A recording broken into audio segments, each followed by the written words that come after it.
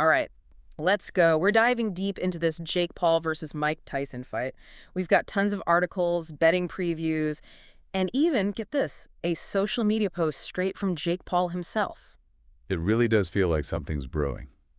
Yeah, it's more than just another celebrity doxing match, right? Like this one, I think, has some real implications for the future of the sport. Yeah, you get a YouTube star going up against a boxing legend. I mean, it's crazy. It's like watching a Rocky movie, but Rocky has like a TikTok account or something. Exactly. So, okay, let's get down to it. November 15th, that's when it's all going down. AT&T Stadium in Texas.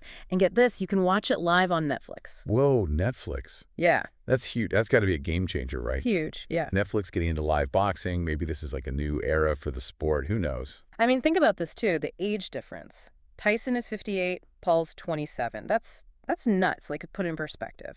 The day Jake Paul was born was the same day Tyson's ear bite rematch with Holyfield was announced. Oh, wow. It's like history repeating itself, but with a digital twist. Yeah, you've got that old school grit versus this new wave of, internet personalities. And Jake Paul, I mean, he's a master at getting people talking, right? Like on social media, he's saying someone is getting knocked the fuck out. Is he just hyping it up, or is this like real confidence? Well, let's look at his record. 10 wins, 1 loss. Yeah. But most of those were against, MMA fighters or boxers with not a lot of experience. Right. It's not exactly Iron Mike, is it? Right. And Tyson, he's been out of the professional ring since 2005, and there was that health scare, right? Can he really do this? Well, he did have that exhibition match against Roy Jones Jr. back in 2020. And I've been reading some of his quotes. He's been talking about like rediscovering his love for training. So There's a fire in there somewhere. yeah, like a rekindled passion.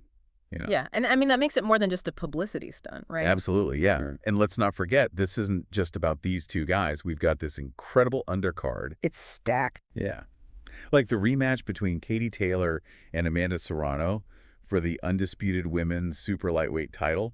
It's huge. That means whoever wins is like the absolute champion of their weight class. Yeah, it's like the Super Bowl of women's boxing. And then you've got Mario Barrios, Abel Ramos, Niraj Goyat, even Whindersson Nunes, that Brazilian comedian, is getting in the ring. Wow. It's wild, right? Yeah, this fight is bringing everyone in. It's a spectacle, but also let's talk about the money. The rumors are insane. Paul could make like $40 million, Tyson around $20 million. Is this just a cash grab? Well, here's the thing. I was reading that the purse is split 1.1, like they both get equal share. So it's not like a legend gets paid more kind of thing. No, it suggests they're both really invested in the outcome. Huh, that adds another layer to it. It does, doesn't it? So, rules of engagement, 8 rounds, 2 minutes each, knockouts allowed, no head guards, and they're using 14-ounce gloves. Those gloves. Yeah, what about them? They're heavier than usual for heavyweights, which could actually favor Tyson's power punching. Oh, interesting. Yeah, and it might make the fight more tactical, less of a brawl, Oh, okay, so I've got a YouTube star, a boxing legend, a ton of money on the line, and Netflix is broadcasting it. What does this all mean for boxing? This is more than just a fight. Right, it feels like we're watching history in the making. Absolutely, and it's going to be fascinating to see how it all plays out. It really is the question, isn't it?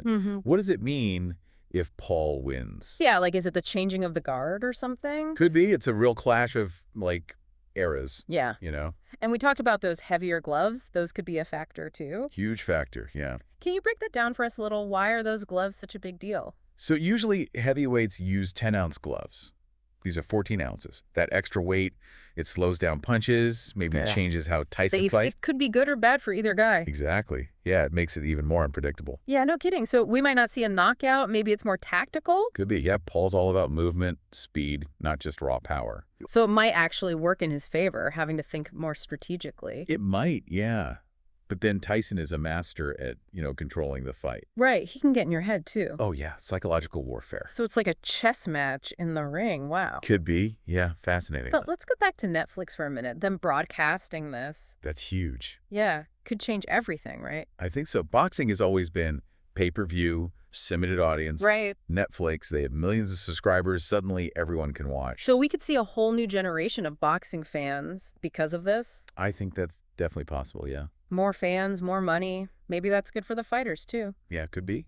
Could mean bigger purses, more opportunities. But, some people say this is bad for boxing. Oh, yeah, the purists say it's too much spectacle, not enough sport. Right. Is it hurting the integrity of boxing? It's a valid concern, yeah. It's a tough one. But speaking of good things for boxing, The undercard. this is incredible. It's amazing. Like that Taylor-Serrano rematch. It's going to be epic. Their first fight was a war back in 2022 at Madison Square Garden. Oh, I remember that. It was so close. Yeah, Taylor won by split decision, but this rematch, even bigger stakes. Serrano wants revenge. Taylor wants to prove it wasn't a fluke. Exactly, and it's more than just them. It's like the whole rise of women's boxing. Yeah, it's a moment. It's really inspiring. It is, yeah. And then all the other fighters on the card, it's a great showcase for boxing. Okay, so let's get technical for a minute. Forget all the hype. Okay, Paul versus Tyson, style, strengths, weaknesses. What are you seeing?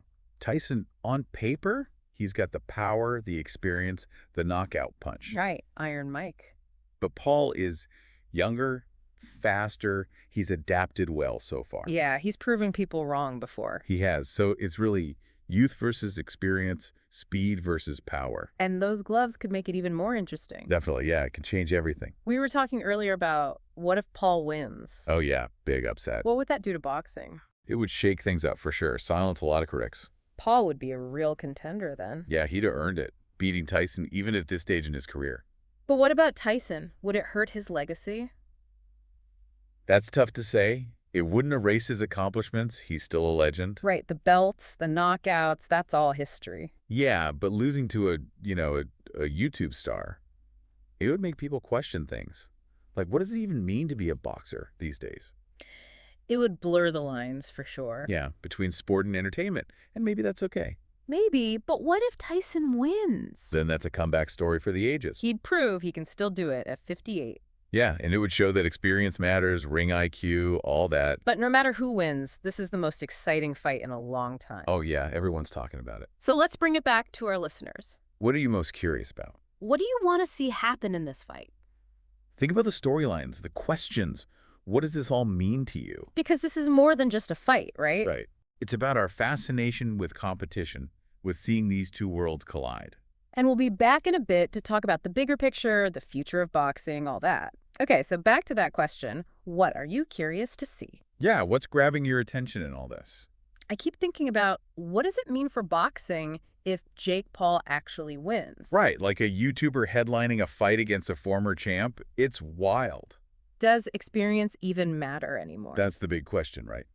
Talent versus, years in the ring. This fight, it feels like a turning point for the sport.